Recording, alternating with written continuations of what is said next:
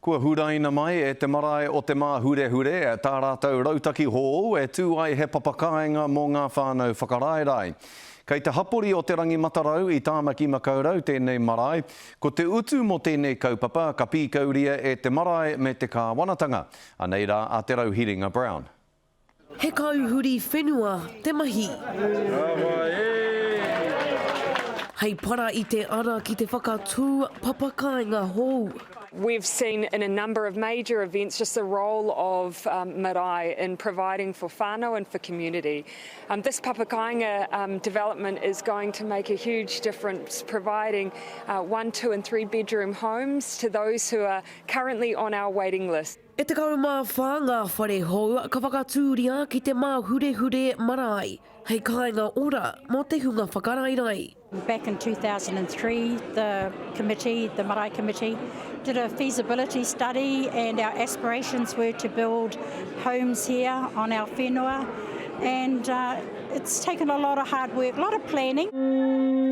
Mā te puni kōkiri, kua tuku te kāwanatanga i te 3.4 miliona tāra, tata ki te haurua o te utu katoa mo te papakainga.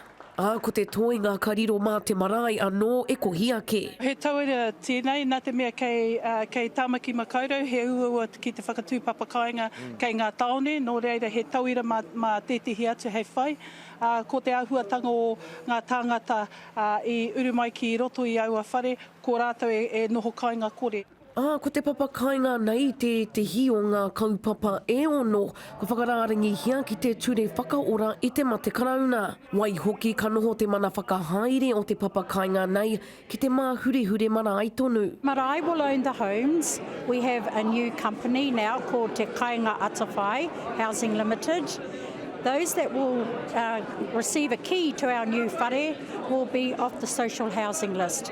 And as we all know, living in Tāmaki, there's many of our whānau that are in emergency homes. Ko te whakapai ka tūwhena te papakainga nei hei te marama o Hakihia i te tau 2020. Te Rauhiringa Brown, Te Karere.